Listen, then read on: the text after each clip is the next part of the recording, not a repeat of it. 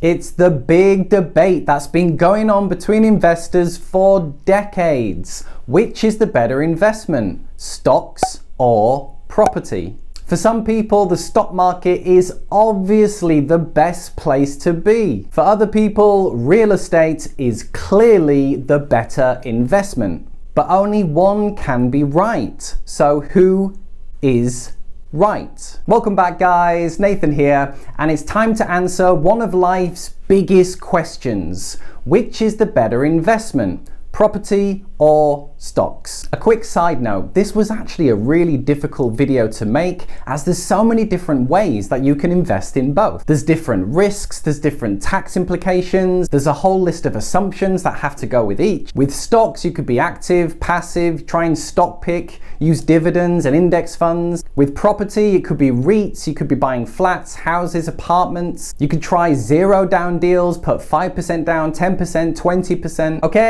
Okay. To keep things simple, I will be comparing an investment property I have bought myself, which is a one-bed flat on the suburbs of London, with an index tracker. And I have to say, the results did really surprise me. If you like anything in this video, be sure to click that like button. That would be much appreciated. Okay, stocks versus property. Let's do this.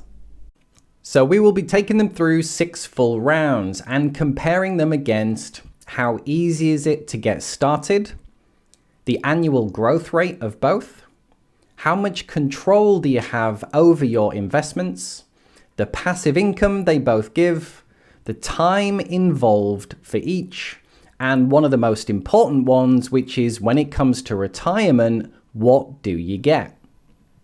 Round 1. So like I mentioned, this is on a 1-bedroom property and the value was £200,000. Now the down payment, we're doing 20%, which means the investment on this is £40,000, plus fees, plus taxes. And with stocks, we're doing an index fund. And so for a property, the money you need is £40,000. And this is actually on the small end. So this is under the average house price in the UK, and it's only a 1-bed. So this is a very small example, and it's £40,000. And with stocks, you only need £100 a month to get started. So obviously, round 1 goes to stocks. Round 2.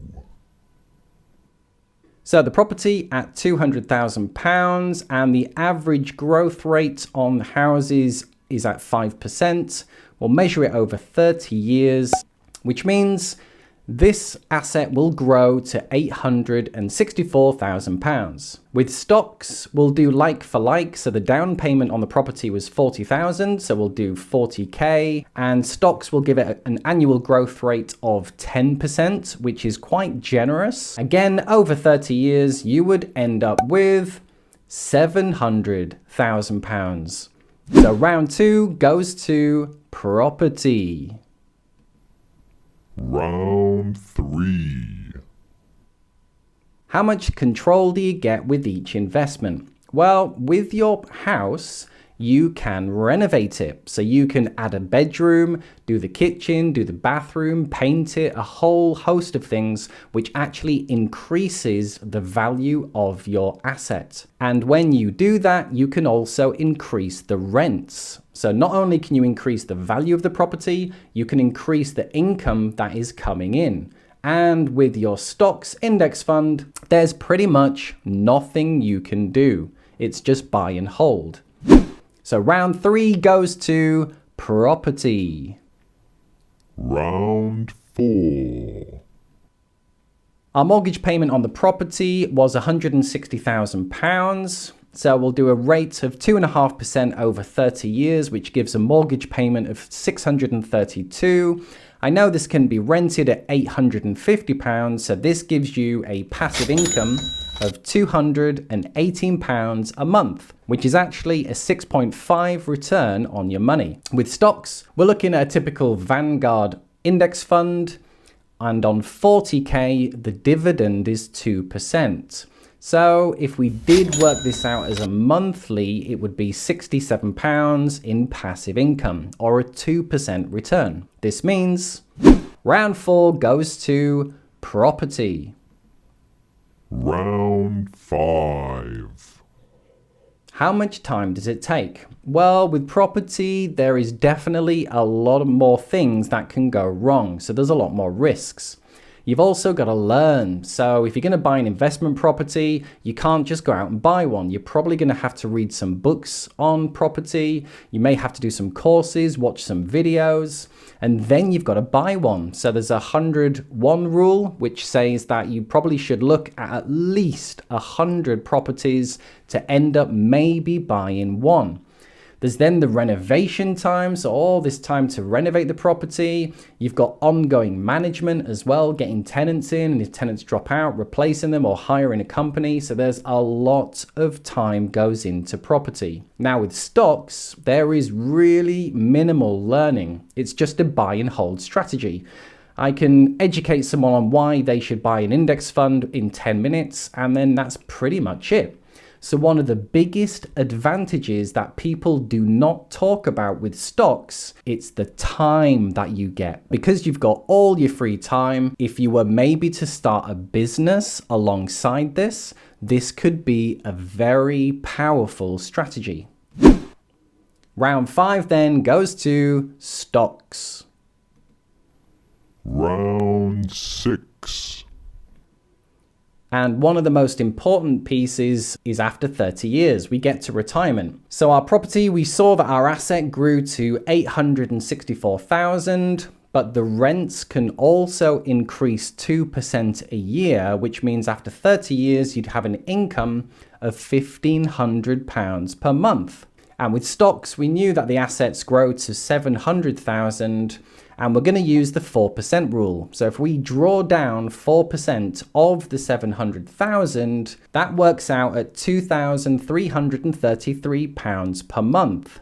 So like for like, round 6 goes to stocks.